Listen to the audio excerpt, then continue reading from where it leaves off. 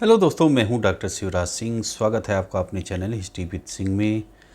भाई आशा है आप लोग अच्छे से होंगे, बढ़िया अपनी पढ़ाई आदि कर रहे होंगे। तो आज की वीडियो में ये करंट मुद्दा जो है आप देख रहे हैं, भारत के लिए संकट पैदा कर रहे हैं जो पड़ोसी देश हैं।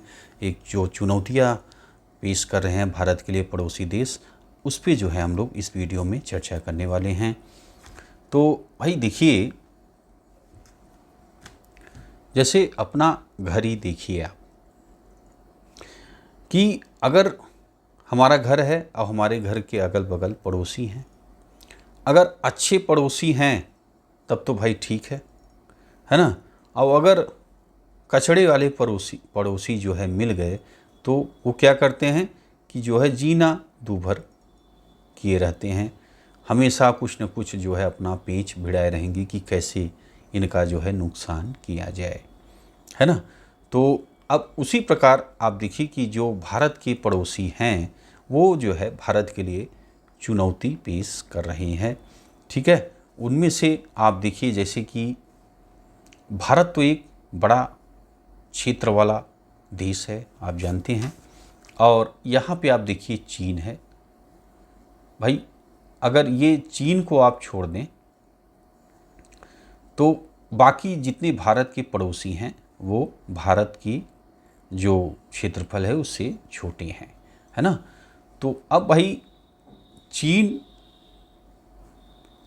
हो गया, इधर आप देखिए पाकिस्तान हो गया उत्तर पश्चिम तरफ, नेपाल है पड़ोसी भारत का, भूटान आप देखिए, बांग्लादेश है। बांग्लादेश में अभी आपने देखिए कि भाई बांग्लादेश की समर्थक जो बांग्लादेश की थी, भारत की समर्थक थी, शेख हसीना सरकार का तख्ता पलट हो गया और वो भारत में आई हैं, ठीक है। तो ये भारत के लिए एक झटका ही है भाई। वो भाई सपोर्ट करती थी भारत को, है ना। अब इस घटना से भी भारत को जो है सोचने पे मजबूर होना पड़ा है। और भारत की जो सुरक्षा चिंता है वो बढ़ी हुई है। भारत जो है आप देखते हैं कि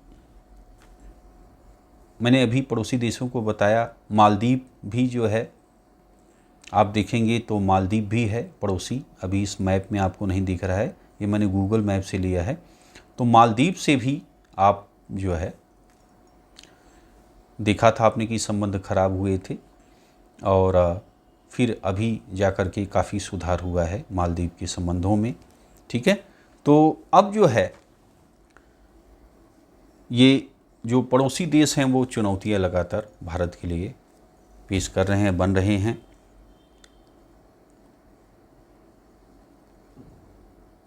आइए पहले इनके थोड़ा सा इनकी जो आबादी है, इनका जो ग्रोथ है, इसको एक बार हम लोग देखें फिर आगे बढ़ते हैं। जैसे आप देखिए कि अभी वर्तमान में मैं ये सोर्स जो लिया हूँ न्यूज़पेपर से लिया हूँ जो कि मैं आपको बता रहा हूँ। तो भाई इस समय देखिए लिखा हुआ है कि 7.8% GDP ग्रोथ रेट है भारत का, $2500 प्रति व्यक्ति आय है भारत की, और 3.6 लाख करोड़ डॉलर GDP है भारत की, और 1.43 करोड़ जो है जनसंख्या भारत की अभी है। ये अभी चाइना को पीछे छोड़ करके टॉप पे पहुंच गए हैं। ये मैंने वीडियो भी बनाया था, अगर आपने नहीं देखा है तो देख सकते हैं। उसके बाद अब देखिए आ जाइए जो यहाँ पे चाइना है, इस देश के बारे में समझिए आप कि इसका जो है देखिए 5.2% GDP ग्रोथ रेट है। अब इसके पास सोचिए कि 17.7 लाख करोड़ डॉलर GDP है, $12,614 प्रति व्यक्ति आय है इसके पास। यानी इसके पास अच्छा खासा आप देख रहे हैं कि संसाधन है। इसका क्षेत्रफल भी बड़ा है चाइना का, है ना। तो चाइना का क्षेत्रफल भी बड़ा है और ये हमारे लिए सबसे बड़ा चुनौती देने वाला, जितने भी पड़ोसी देश हैं उनमें से सबसे ज़्यादा चुनौती वाला देने वाला हमें देश है। इसने आप देख भी रहे हैं कि लगातार जो है इसकी हड़प नीति है जो है, और कई क्षेत्रों को आप देख भी रहे हैं, और जो घटनाएं घटी हैं उसको भी आपने देखा है ना।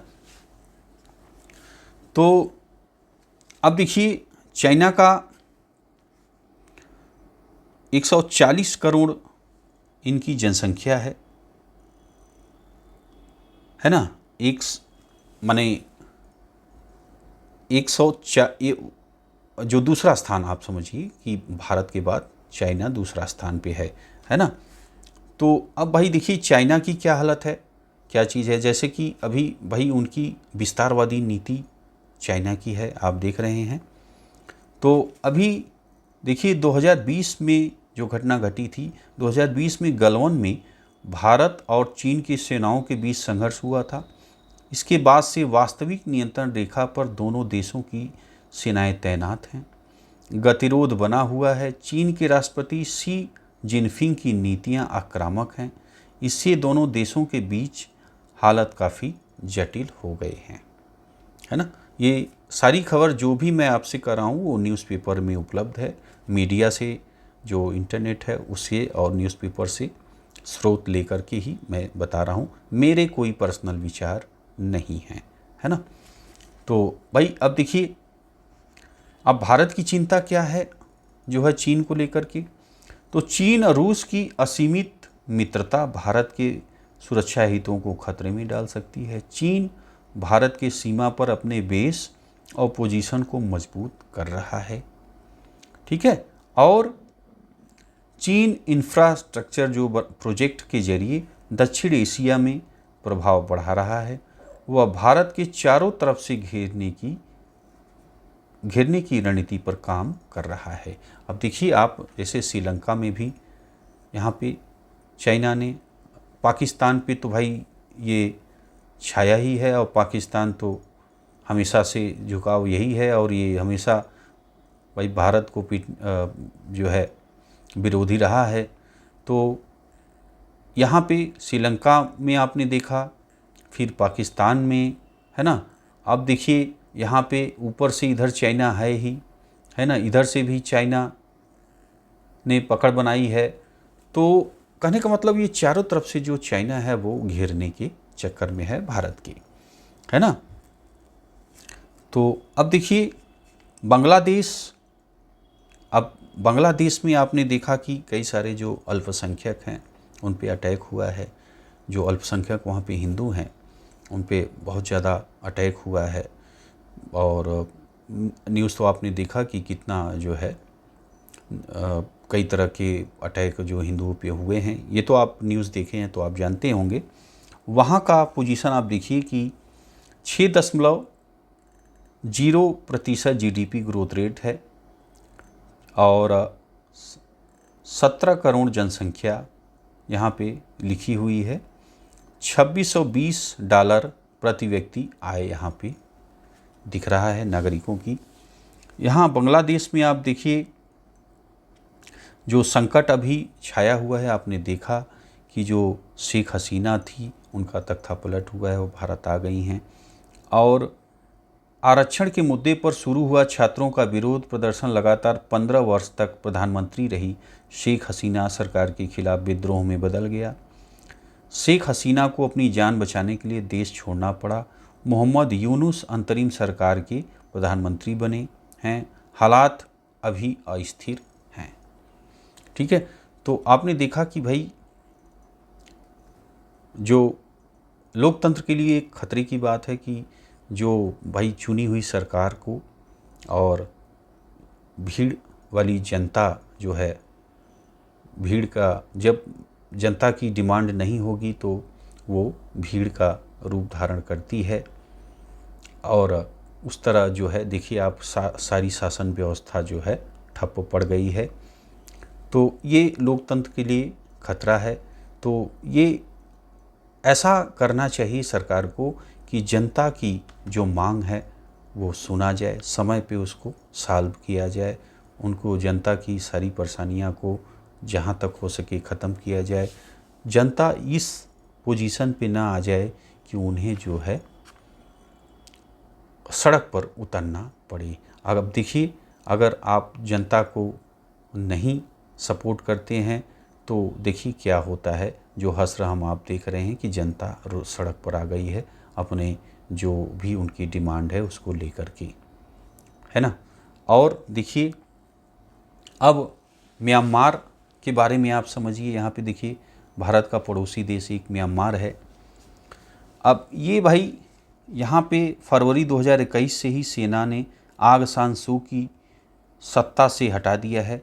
सैन्य शासक मीन आंग हाइंग के नेतृत्व में म्यांमार गृह युद्ध का सामना कर रहा है। 50% हिस्से पर विद्रोहियों का जो है नियंत्रण है।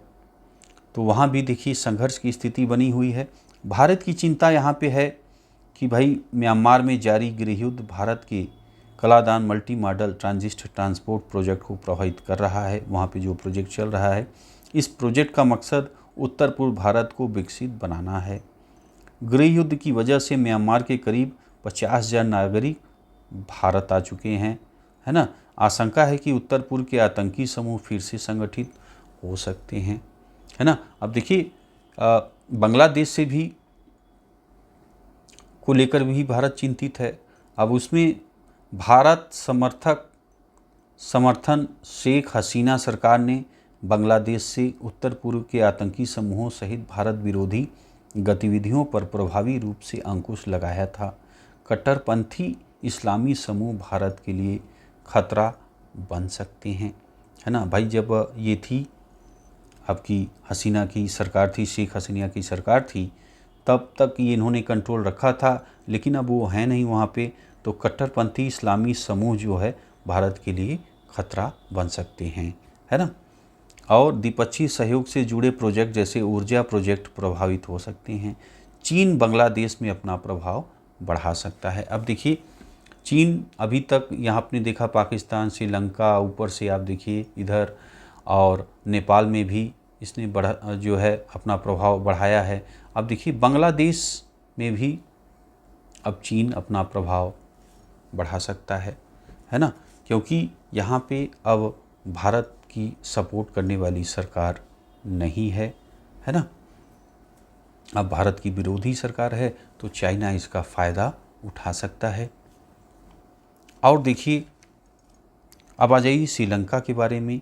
यहाँ पे देखिए प्रति व्यक्ति आय जो है 3830 है, ठीक है। अब यहाँ का संकट आप समझिए कि श्रीलंका ने 2022 में गंभीर आर्थिक संकट का सामना किया है, यह आपने देखा। तो इसकी वजह से राष्ट्रपति गोटाबाया राजपक्षे सत्ता से बाहर हो गए हैं।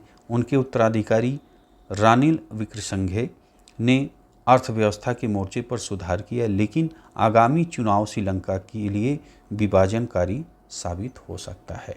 अब देखिए भारत को क्या चिंता है जो है श्रीलंका को लेकर के, कि श्रीलंका में गंभीर आर्थिक संकट के दौरान भारत की भूमिका को सराहा गया, लेकिन श्रीलंका में चीन का प्रभाव अब भी बना हुआ है ना।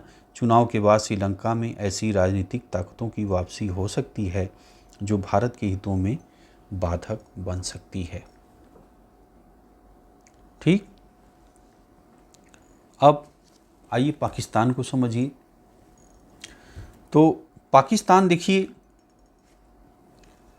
यहाँ पे इनकी जो जीडीपी ग्रोथ है देखिए माइनस चल रही है, -0.2% पे है। और प्रति व्यक्ति जो आय है 1407 प्रति व्यक्ति माने $1407 प्रति व्यक्ति आय पाकिस्तान की है, ठीक है। तो अब भाई ये जो है 2024 के आम चुनाव के बाद जो पाकिस्तान में हुए हैं, पाकिस्तान की मुस्लिम लीग नवाज के शहबाज शरीफ गठबंधन सरकार के प्रधानमंत्री बने हैं। विदेशी कर्ज के बोझ और महंगाई की वजह से पाकिस्तान आर्थिक संकट का सामना कर रहा है। पूर्व प्रधानमंत्री इमरान खान की लोकप्रियता और आर्थिक संकट मौजूदा सरकार की स्थिरता के लिए कभी भी खतरा बन सकते हैं। अब भारत को लेकर के भाई पाकिस्तान को लेकर के क्या चिंताएं हैं, तो है इसमें ये पाकिस्तानी आतंकी जम्मू को लगातार निशाना बना रहे हैं। ये जो आतंकवादी घटनाएं आप देख ही रहे हैं, लगातार न्यूज़पेपरों में भी आप देख रहे हैं। इससे पता चलता है कि पाकिस्तान जम्मू कश्मीर में होने वाली विधानसभा चुनाव को बाधित करने की रणनीति पर काम कर रहा है। पाकिस्तान वित्तीय मदद के लिए पूरी तरह से चीन पर निर्भर हो गया है। ऐसे में चीन आर्थिक रूप से बदहाल पाकिस्तान को मोहरा बनाकर भारत के सुरक्षा बलों के लिए चुनौती बढ़ा सकता है। ठीक है, तो अभी जो आपने मालदीव का भी केस देखा था, तो मालदीव में चीन समर्थक भाई मोहम्मद मोइजू इंडिया आउट नारे पर चुनाव जीतकर नवंबर 2023 में राष्ट्रपति बने। इनका नारा था इंडिया आउट मालदीव से। ठीक है, तो मोइजू को चीन का समर्थक माना जाता है। इनके कार्यकाल में ऐसी परियोजनाओं अटक गई जिन पर भारत काम कर रहा था। इसके अलावा चीन के प्रभाव में मालदीव के साथ पहले हो चुके समझौतों को भी रद्द किया जा सकता है। इससे मालदीव में भारत की रणनीतिक हित प्रभावित हो सकते हैं, है ना। अब भारत की क्या चिंता है, देखिए कि मोइजू ने चीन के साथ 20 समझौते पर हस्ताक्षर किए हैं, जिससे खाद्य आयात, स्वास्थ्य सुविधाओं और व्यापार के लिए भारत पर मालदीव की निर्भरता कम होगी। चीन मालदीव से नौसैनिक अड्डा बनाना चाहता है। अगर ऐसा होता है तो यह भारत सुरक्षा के लिए गंभीर खतरा पैदा करेगा। ठीक है, चीन क्या करने वाला है, मालदीव में नौसैनिक अड्डा बनाना चाहता है ना। बिल्कुल, अब ये अगर नौसैनिक अड्डा बना लिया तो अब जो है यहाँ से भी मालदीव पे भी हो जाएगा, तो मालदीव की तरफ से भी घेरेगा भारत को, है ना। अब इधर से भी अब ये क्या करने वाला है, देखिए कि नौसैनिक अड्डा बनाने चाहता है। अगर ऐसा होगा तो भी अब ये यहाँ भी नौसैनिक अड्डा बना लिया, इधर से भी भारत को घेरेगा। एक गंभीर खतरा भारत के लिए उपस्थित होगा, है ना। तो इस तरह अब ये चिंता भारत को सता रही है। और पाकिस्तान की तरफ से मैंने आपको बताया कि भाई क्या चिंता भारत की है। उधर आप नेपाल में भी देख रहे हैं कि संकट जो है नेपाल की तरफ से भी मिल रहा है। नेपाल कम्युनिस्ट पार्टी एकीकृत मार्क्सवादी लेनिनवादी के केपी शर्मा ओली 14 जुलाई को प्रधानमंत्री बने हैं। ओली को चीन समर्थक माना जाता है। तो नेपाल भी अब देखिए चीन जो शासन इस समय है वो चीन समर्थक है। ठीक है, ओली को चीन समर्थक माना जाता है। भारत समर्थक नेपाली कांग्रेस गठबंधन सरकार में शामिल है। अब देखिए भारत की क्या चिंता है। नेपाल ने काला पानी, लिम्पियाराधुरा और लिपू लेक को नक्शे में नेपाली के क्षेत्र के तौर पर दिखाया है। चीन भारत को पीछे छोड़कर नेपाल में सबसे बड़ा विदेशी निवेशक बन गया है। अब देखिए जो भारत का निवेश है उससे ज़्यादा हो गया है चीन का निवेश वहाँ पे। अब यहाँ पे भी खतरा उपस्थित हो रहा है। तो कुल मिला के देखिए तो चारों तरफ से पड़ोसियों से भारत को चुनौती मिल रही है। तो बाकी आप देखिए कि जो प्रधानमंत्री हैं, जो विदेश मंत्री हैं, उनके द्वारा कई तरह के अपना काम सुधार किए हैं और कई तरह से जो है जैसे जो उन्होंने डिसीजन भी अच्छा लिया है। जैसा कि आपने देखिए कि अभी मालदीव के साथ काफ़ी ख़राब संबंध हुए थे, जिसको जो प्रधानमंत्री हैं, विदेश मंत्री हैं, उन्होंने अच्छे से इसको संभाला है, सही किया है। काफ़ी आप देखते हैं कि इस समय जो है संबंधों में भारत और मालदीव के जो संबंध हैं उसमें काफ़ी सुधार आया है। तो बाकी आगे हम लोग देखते हैं कि क्या होता है, आगे किस तरह से आगे कैसे घटनाक्रम घटेंगे, ये हम आप देखेंगे। आपके दोस्तों क्या विचार हैं अभी जो समसामयिक जो घटनाएं हो रही हैं, जो बांग्लादेश का घटनाक्रम था, जो हिंसा हुई है और जो तख्ता पलट हुआ है, इस पे आपका क्या विचार है कमेंट में बताइएगा। आपकी कमेंट का इंतज़ार रहेगा। और भाई वीडियो आपने देखा है इसके लिए आपका धन्यवाद। मिलते हैं आपसे अगली वीडियो में।